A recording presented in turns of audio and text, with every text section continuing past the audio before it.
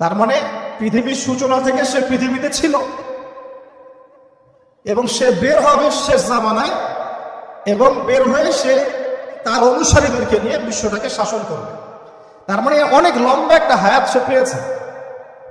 কোন জাতি এত লম্বা হায়াত পায় বলেন তো? কোন জাতি, মানব জাতি এত লম্বা হায়াত পায়? একটা মিস্টেরিয়াস ক্যারেক্টার দাজ্জাল। সে কি? তারপরে দেখুন, নবী সাল্লাল্লাহু আলাইহি ওয়াসাল্লাম একটা হাদিসের মধ্যে বলেছেন যে তাকে ওই তামিম দাড়ির ওই দ্বীপে বন্দী করে রাখা হয়েছে। আপনারা হাদিসটা জানেন? দ্বীপে বন্দী থাকা অবস্থায় তাকে সাহাবীরা দেখেছেন অনেক বিশাল আকৃতিতে, ঠিক আছে? এবং সাহাবীদেরকে সে প্রশ্ন করছেন, তামিম দাড়িকে প্রশ্ন করছেন যে বাইসানের খেজুর বাগানে খেজুর কি ধরে? বলে হ্যাঁ ধরে।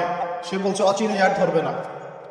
তারপরে বলছে তাবারিয়া হ্রদে কি পানি আছে? সাহাবীরা বলছেন আছে।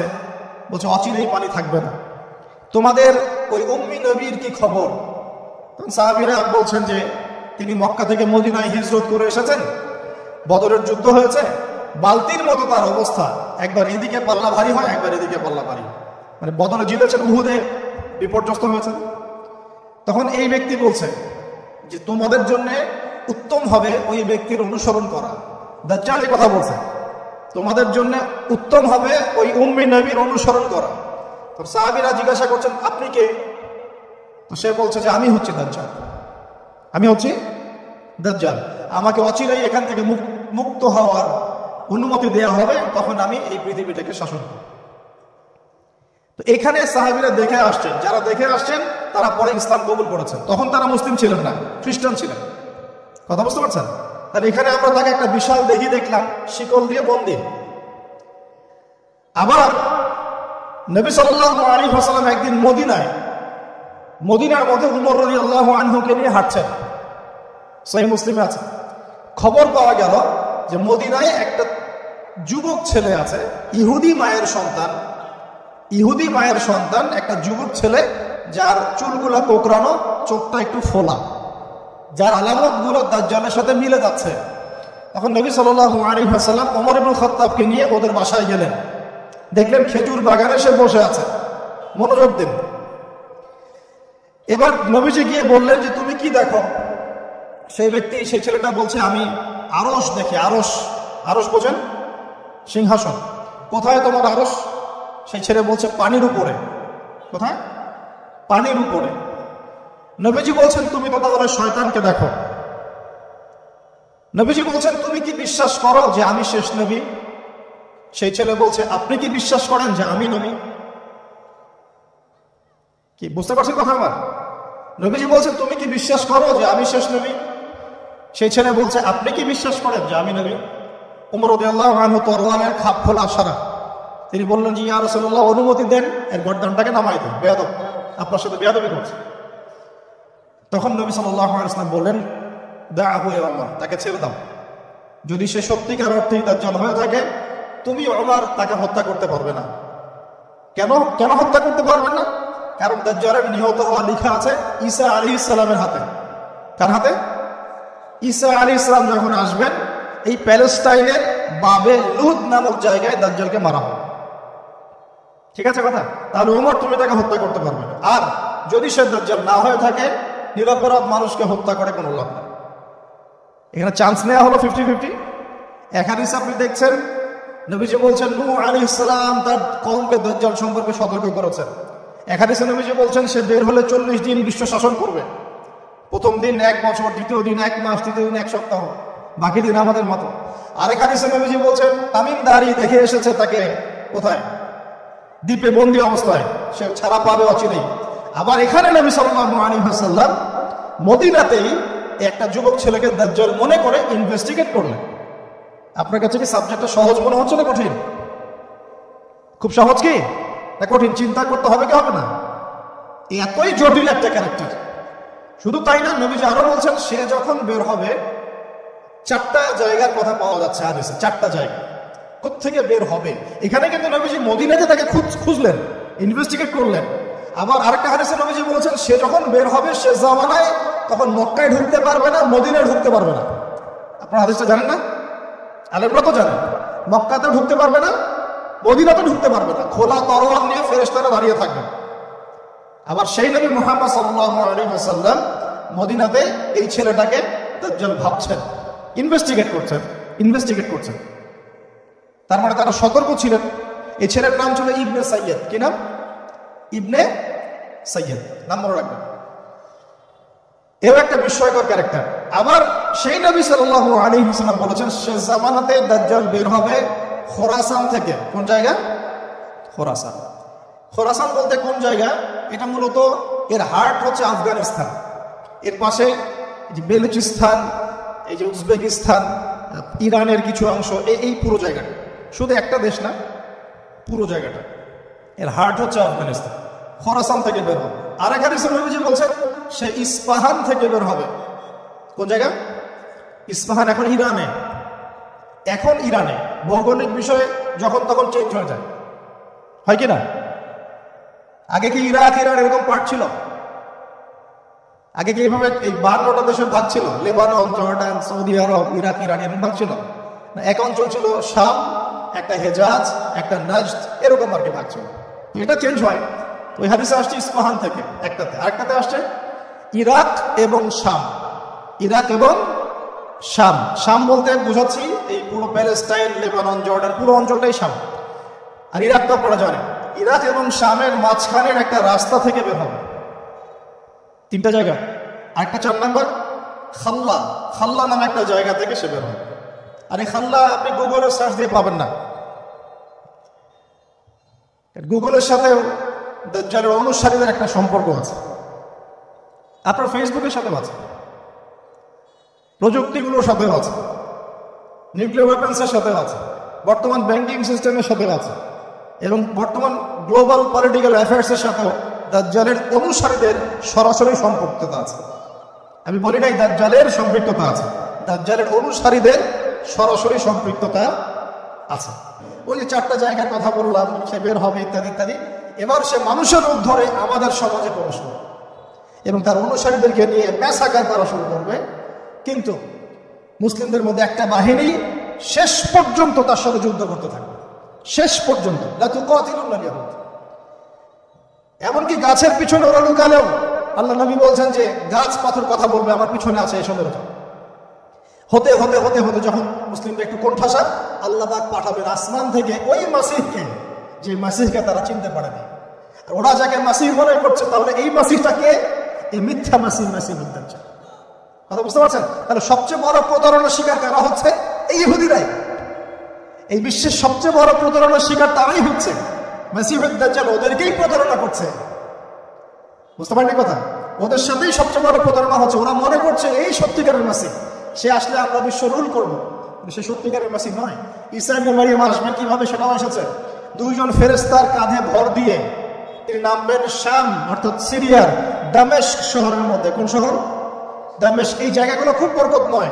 আল্লাহ নবী দোয়া করেছেন, আল্লাহ শামে বরকত দাও, আল্লাহ ইয়েমেনে বরকত দাও, আল্লাহ শামে বরকত দাও, আল্লাহ ইয়েমেনে বরকত দাও। আর মুসলমানরা বলছিল, আল্লাহ রসুল আমাদের নাজদেও বরকত দিতে বলেন, আমাদের নাজদেও বরকত দিতে বলেন। আল্লাহ নবী বলছেন যে নাজদে বরকত না, বরং ওখান থেকে ভূমিকম্প বের হবে, ওখান থেকে শয়তানের শিং বের হবে। চিন্তা করে, ওই যে বললাম নাজদিরা তুর্কিদের বিরুদ্ধে যুদ্ধ করেছিল, অটোমান এম্পায়ারের বিরুদ্ধে যুদ্ধ করেছে ব্রিটেনের সাথে হাত মিলিয়ে। ওরাই এখন সারা বিশ্ব, বাংলাদেশে তো লেসপেন্সার আছে বহুত, বাংলাদেশে বহুত লেসপেন্সার আছে। তারা বলে, ওই যে দেখবেন যে যখনই আমরা এগুলো নিয়ে আপনাদেরকে সচেতন করতে চাই, মানে এরা তো খারাজি হয়ে গেছে, উগ্র হয়ে গেছে, এই হয়ে গেছে, সেই হয়ে গেছে, এভাবে করে গভর্নমেন্ট প্রশাসন সবার কাছে আমাদেরকে বিতর্কিত করার চেষ্টা করে। অথচ আমরা কি কারো শত্রু? আমরা কি এই আলোচনাগুলো করে ওয়ার্ল্ডের প্রেক্ষাপট বদলাতে পারবো? পারবো না। কিন্তু আমাদের প্রজন্মকে আমরা জানাতে তো পারবো, যাতে তারা আত্মবিশ্বাসী হয়ে গড়ে ওঠে যে আমরা এই নতজন মনোভাব নিয়ে পৃথিবী থেকে যাবো না ইনশাল্লাহ। আমরা পৃথিবী থেকে মাথা উঁচু করেই যাবো ইনশাল্লাহ।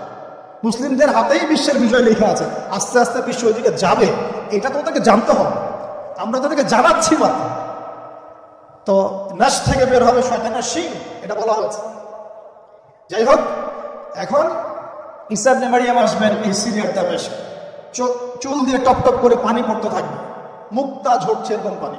তার নিঃশ্বাস যতদূর পর্যন্ত যাবে ততদূর পর্যন্ত কাফেররা মরতে থাকবে। সুবহানাল্লাহ। এমনকি তিনি খুঁজতে খুঁজতে দাজ্জাল পর্যন্ত আসবেন। দেখবেন যে মুসলিমদেরকে অবরুদ্ধ করে রাখা হয়েছে, বলবেন দরজা খুলে দাও, নামাজের ওয়াক্ত হবে, আজান দেওয়া হবে, ফজরের ওয়াক্ত। ভাই আমরা যদি ফজর মিস করি আমরা আসলে ওই বাহিনীতে যোগ দিতে পারবো না, বেঁচে থাকলেও জানি না আমরা এত বছর থাকবো কিনা পৃথিবীতে, আল্লাহ ভালো জানেন, এটা আমরা জানি না। কিন্তু এই বিজয়ে সুবহে সাদিকের সময় লেখা আছে, আজান হয়ে যাবে, ইমামুল মাহদি তাকে বলবেন ইমামতি করুন আপনি। ঈসা ইবনে মারইয়াম বলবেন না, এই উম্মতের জন্য ইমামতির অধিকার দেওয়া হয়েছে। বলেন সুবহানাল্লাহ। তিনি ইমামতি করবেন না, বরং মুক্তাদি হবেন। দরজা খুলে দাও, নামাজ শেষে দরজা খুলে দেওয়া হবে। দাজ্জালকে খুঁজতে এই প্যালেস্টাইন, এই জেরুজালেমের বাবেলুন নামক জায়গায় তিনি পৌঁছাবেন। সেখানে দেখবেন মাসিহুদ দাজ্জাল আছে। দাজ্জাল তাকে দেখার সাথে সাথেই লবণের মতো গলতে শুরু করবে। সেখানে তিনি তাকে হত্যা করবেন। একজন করে এই সন্ত্রাসী যারা এখন এই নিরীহ মানুষদেরকে হত্যা করছে, এদেরকে হত্যা করা হবে একজন করে, একজনকে ছাড়া হবে না। আমি যদি বলছি, মন থেকে বলছি, এই যে একটা আমাদের বাচ্চা, আমার একটা বাচ্চা রক্তের প্রতিশোধ নেওয়া হবে ইনশাআল্লাহ। আমাদের একটা বড় ইজ্জতের প্রতিশোধ নেওয়া হবে ইনশাআল্লাহ। একজন ভাইকে যে বুলেট ছোড়া হয়েছে এর প্রতিশোধ নেওয়া হবেই ইনশাআল্লাহ। কে নেবেন? ওই যে বললাম, আপনি পারছেন না, আপনি হয়তো বলছেন, দোয়া করছেন, এতটুকু পর্যন্তই।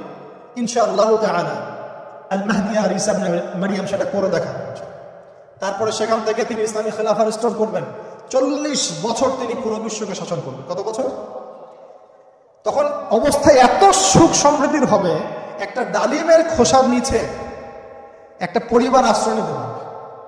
একটা ডালিম দেখেন কতটুকু, এটা বড় হবে, বড়, এর নিচে আপনি ঢুকতে পারবেন, এত বড় ফল হবে, উর্বর হবে মাটি, সবুজ শ্যামল, বৃষ্টিপাত বেশি হবে, এগুলো হতে থাকবে। এর মাঝখানে আবার ইয়াজুজ মাজুজ বের হবে। ইয়াজুজ মাজুজ বের হওয়ার পরে পৃথিবী ম্যাসাকার করবে। তারা এমনভাবে পৃথিবীতে ম্যাসাকার করবে যে ঈসা আলাইহিস সালাম এবং তার অনুসারীরা তুর পাহাড়ে গিয়ে লুকাবেন, আত্মগোপন করবে, এবং তাবারিয়াদের পানি তারা খেয়ে ফেলবে। পরের দল এসে বলবে কোনো এক সময় মনে হয় এখানে পানি ছিল, মানে পানি সব খেয়ে সাবার করে দেবে। আর বুঝতে পারছেন? ঈসা আলাইহিস সালাম দোয়া করবেন, আল্লাহ এই আযাব থেকে আমাদেরকে তুমি বাঁচাও।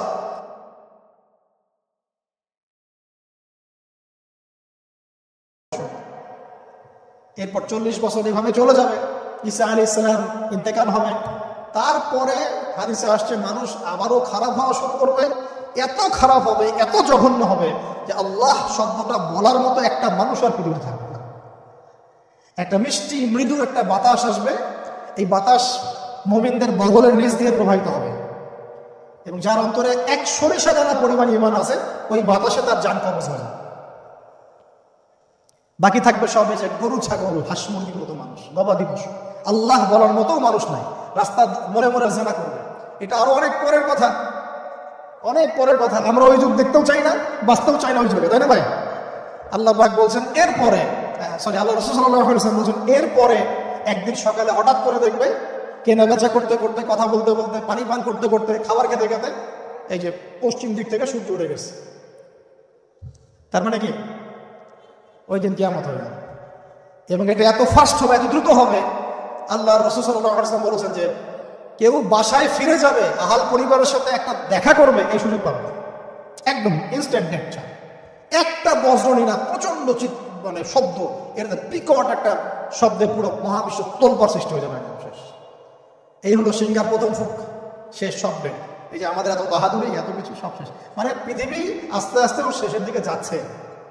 এগুলো ভাই বিশ্বাস করেন, পৃথিবীর সমস্ত সংগঠন, জালেম, কাফের, ফাসিক, মুশরিক, মুনাফিক যা আছে পৃথিবীতে একত্রিত হয়েও এই সত্যটাকে কেউ টলাতে পারবে না। আমরা সারা মুসলমানরা মিলেও যদি এই সত্যটাকে টলাতে চাই, পারবো না। মানে আস্তে আস্তে আলটিমেট গোল এটাই পৃথিবীর। এরপরে কিয়ামত, তারপরে আপনারা জানেন কি হচ্ছে,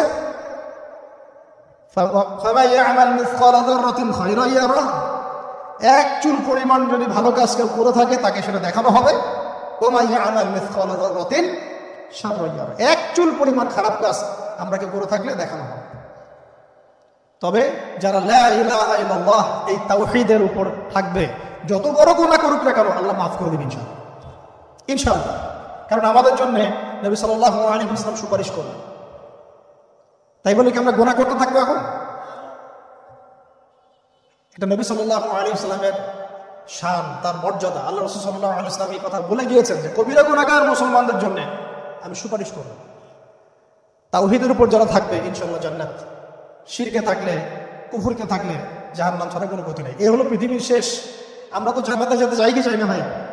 তাহলে এখন আমরা জানি যে এই অবস্থা কেন হচ্ছে, কেন জেরুজালেমে এত কিছু হচ্ছে, কেন ওখানে ওরা এত অত্যাচার করতেছে। ওরা কি চায়? ওরা চায় এই জায়গা শুধু না, পুরো হোলি ল্যান্ডটা দখল করতে চায়। তারা দাজ্জালের জন্য মঞ্চ প্রস্তুত করতে চায়। সোজা কথা, তারা মুসলিমদেরকে সেখান থেকে বের করে দিয়ে ওই জায়গাটা একটা দাজ্জালি স্টেট কায়েম করতে চায়। সেখান থেকে মাসিহুদ দাজ্জাল বিশ্বকে নেতৃত্ব দিবে, এমনটা আসতেছে ভবিষ্যৎ। তবে সেই নেতৃত্ব, সেই রাজত্ব, সেই ক্ষমতা চিরস্থায়ী হবে না। মুসলিমরা আবার জেগে উঠবে ইনশাআল্লাহ। ওই জায়গায় ঈসা আলাইহিস সালাম যতক্ষণ খেলাফা কায়েম করছেন না, কিয়ামত হবে ইনশাআল্লাহ।